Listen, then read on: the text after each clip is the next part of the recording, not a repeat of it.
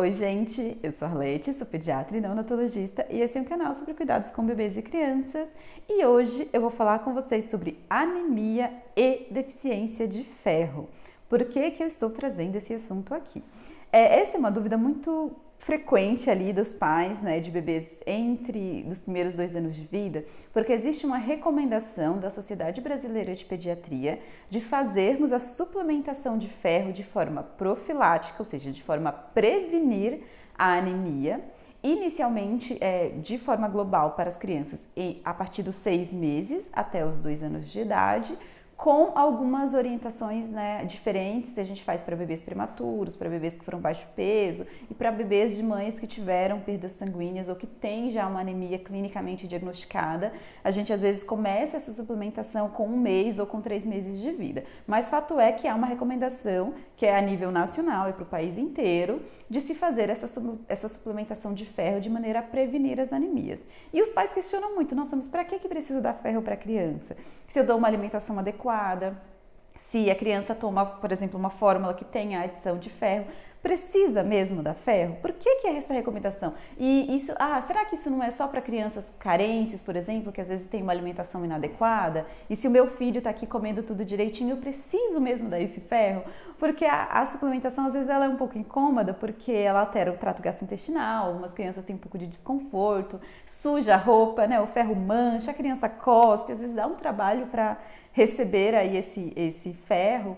Então, eu acabo percebendo uma resistência das famílias de usar e por isso eu quero explicar para vocês por que é tão importante assim a gente usar o ferro. Então, a gente tem muito essa visão do uso do ferro, do uso da suplementação de ferro como prevenção da anemia. O que é essa anemia?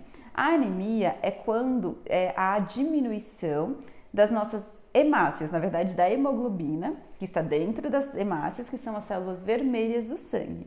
A hemoglobina ela é responsável por levar o oxigênio aos tecidos, então é algo fundamental. E para se ter a formação da hemoglobina, que as hemácias elas duram mais ou menos 120 dias, então a cada 3 meses as hemácias são renovadas de forma constante e contínua. Mas para ter essa renovação das hemácias, a gente precisa de vários micronutrientes. E o ferro é um nutriente essencial para essa formação das hemácias. Então, se há uma deficiência de ferro, a gente tem a consequência disso, que é uma diminuição das células vermelhas do sangue. E com isso, há uma diminuição do transporte de oxigênio para os tecidos.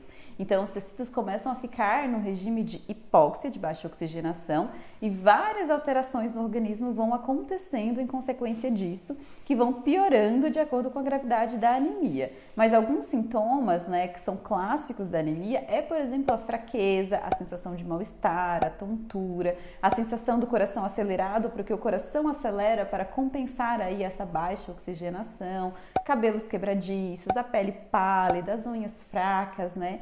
Esse é o extremo, né? Essa é a anemia no sentido de que faltou tanto ferro que já está faltando hemácias ativas circulando. Houve uma queda, né, da quantidade de células vermelhas circulantes. Mas antes da gente chegar nesse nível de anemia, a gente tem a deficiência de ferro.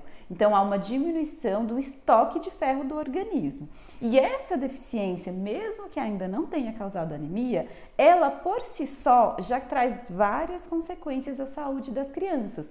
Porque o ferro ele não é importante só para a produção das hemácias. Na verdade, o ferro é um micronutriente que faz parte de vários processos metabólicos, inclusive do processo de mielinização e de migração dos neurônios. Então, as crianças que têm deficiência de ferro, mesmo sem anemia, a gente já percebe que elas têm alterações neurocomportamentais.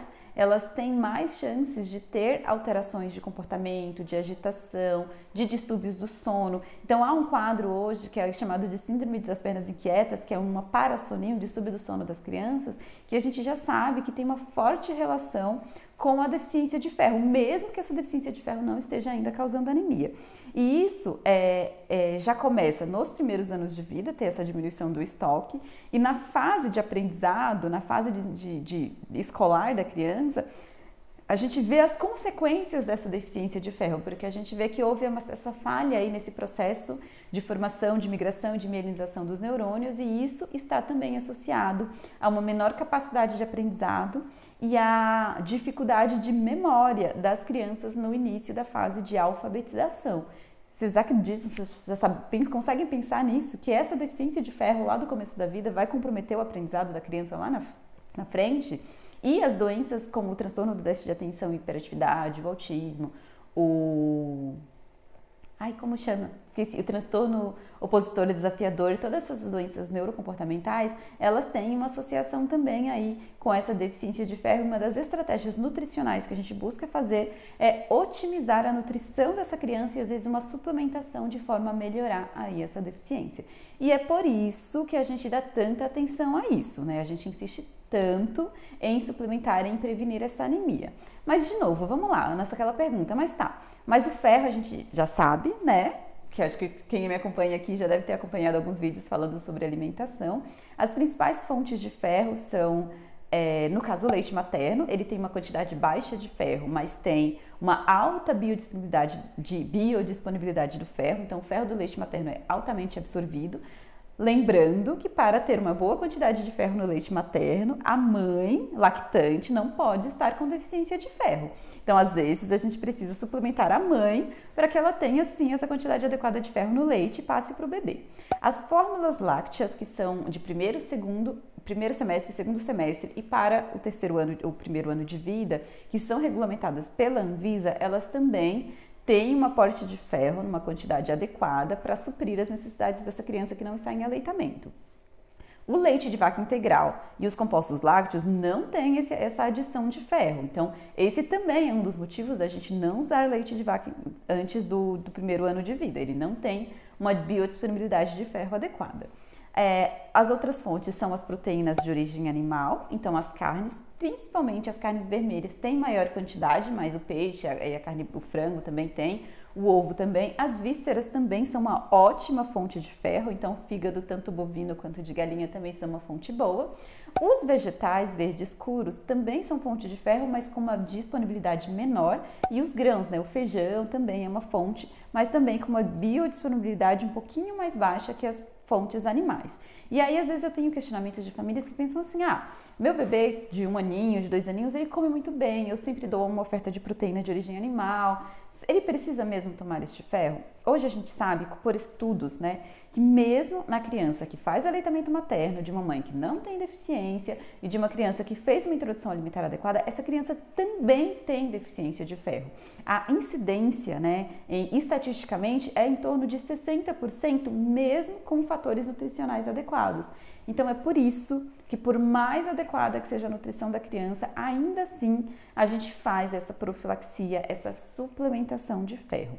E um exame de sangue que a gente costuma fazer entre 1 e 2 anos, né? Hoje já é uma recomendação, inclusive, da Sociedade Brasileira de Pediatria, é realmente fazer essa avaliação de anemia e deficiência de ferro. Então, a gente coleta um hemograma, a ferritina, a saturação de transferrina, todo o perfil metabólico de ferro, por quê?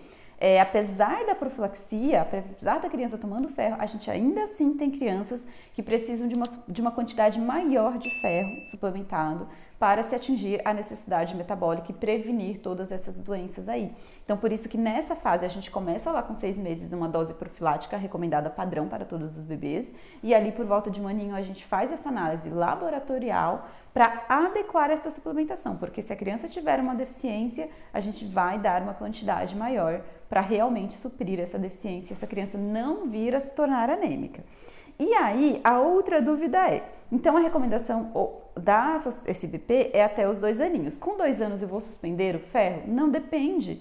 Depende de muitos fatores, depende de como está a nutrição dessa criança, depende de que tipo de qual é o aporte nutricional adequado, como que estava o exame dela lá que eu colhi lá atrás, estava adequado, estava tudo bem? Porque se ela tinha uma deficiência, mesmo suplementando, e eu precisei aumentar a dose, eu preciso reavaliar e ver se essa criança não precisa, mesmo já tendo 2 aninhos, continuar com esta suplementação, até porque nesta faixa etária começa a haver aí umas mudanças alimentares, uma seletividade alimentar, às vezes a introdução de alimentos que não têm um valor nutricional tão grande assim. Então, a gente precisa continuar observando. Então, gente, anemia é uma coisa que anemia não. deficiência de ferro, né? Porque a gente pode ter deficiência de ferro sem anemia e o que eu quis deixar claro aqui é que a deficiência de ferro, mesmo sem anemia, causa sintomas. Então é uma coisa que a gente precisa sim estar muito, mas muito atento. Então não deixem de suplementar e procurem um profissional que faça essa suplementação de maneira adequada. Muitas vezes a gente precisa contar com nutricionistas, né? Vai além até da atuação do pediatra, mas para a gente não deixar as nossas crianças deficientes, porque realmente é algo super importante.